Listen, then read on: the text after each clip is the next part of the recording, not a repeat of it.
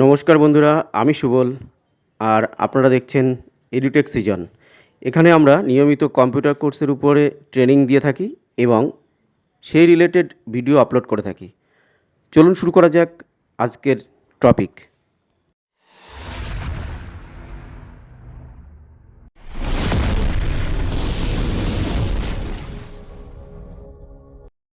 আজকে আরেকটা নতুন টপিক নিয়ে, কিন্তু আজকেই টপিকটা আমি এমএস ওয়ার্ডের উপরেই শেখাবো, কিন্তু একটু অন্য ধরনের, একটু অন্য স্বাদে।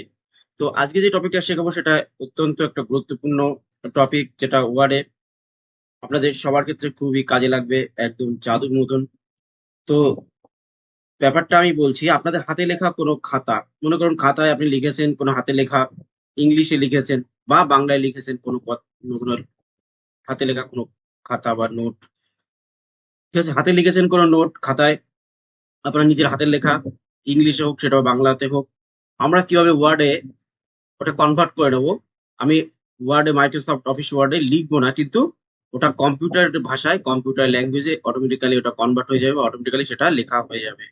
আমি খাতা দেখে লিখবো না, কিন্তু খাতার থেকে আমার অটোমেটিক্যালি ওটা ওয়ার্ডে কপি হয়ে পেস্ট হবে।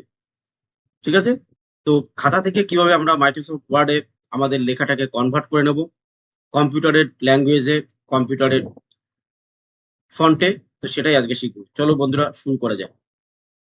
তো প্রথমে যেটা করতে হবে সেটা হচ্ছে, প্রথমে আপনাকে মোবাইল ফোন থেকে আপনার খাতার একটা ফটো তুলে ইমেজ ফাইল আপনাকে আপনার কম্পিউটারে অথবা মোবাইলে নিয়ে নিতে হবে। তো মোবাইলের থেকেও এটা করা যাবে। আমি আজকে আপনাদের যেটা শেখাবো সেটা হচ্ছে কম্পিউটার বা ল্যাপটপ থেকে এগুলো আপনি করতে পারবেন। সঙ্গে আপনার যেটা প্রয়োজন সেটা হচ্ছে নেট কানেকশনের প্রয়োজন, নেট কানেকশনটা আপনার থাকতে হবে।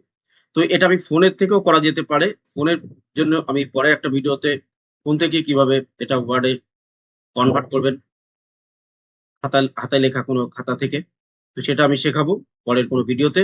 তো আজকে আমি যেটা শেখাবো সেটা হচ্ছে কিভাবে আমি আমার নিজের হাতের লেখা যে খাতা রয়েছে, ইংলিশ হোক বাংলা হোক, সেখান থেকে আমি মাইক্রোসফট অফিস ওয়ার্ডে কিভাবে সেই লেখাটা অটোমেটিক্যালি নিয়ে আসবো আর সেটা কম্পিউটারে প্রিন্ট হয়ে বেরাবে।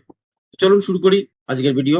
তো তার জন্য প্রথমে আমাকে যেটা করতে হবে বললাম, আপনার খাতার ফটো তুলে, মোবাইল ফোন থেকে ফটো তুলে আপনি কম্পিউটারে নিয়ে নেবেন।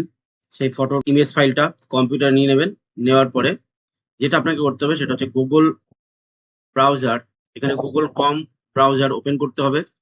ওপেন করার পরে এখানে আমি google.com লিখলাম।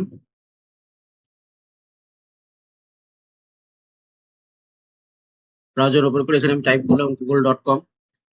এখানে আমি দেখতে পাচ্ছি লেন্স সার্চ বাই ইমেজ, এখানে অপশনটা রয়েছে জাস্ট মাইক্রোফোনের পাশে। এখানে আমি একটা ক্লিক করব।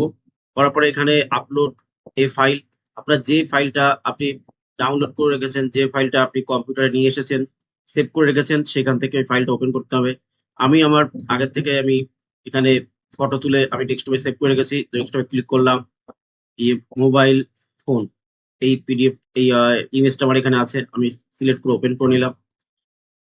এটা হচ্ছে একটা লেখা যেটা আছে bad effect of mobile phone on students.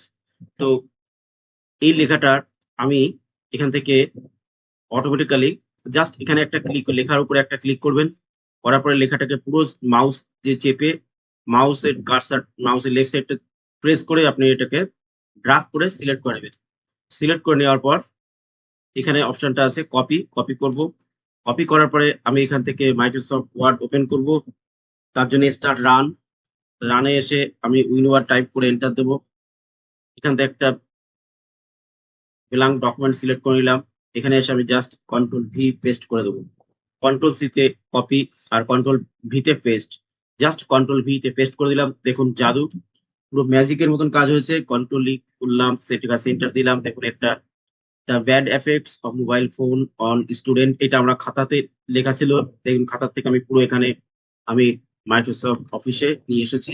একদম হুবহু যেমন খাতায় লেখা ছিল সেরকমই এখানে চলে এসেছে। তা বন্ধুরা, তো বুঝতে পারলাম, দেখে নিলাম কি ইজিলি আমরা কোনো হাতে লেখা নোট বা হাতে লেখা কোনো পেপার থেকে কিভাবে আমরা মাইক্রোসফট ওয়ার্ডে সেটা আমি কনভার্ট করব, ডিজিটাল লেখাতে চলে আসবে।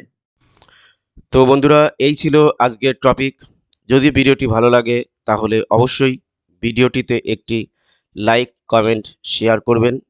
আর এই রকম ভিডিও সবার আগে পেতে চ্যানেলটিকে সাবস্ক্রাইব করে যাবেন।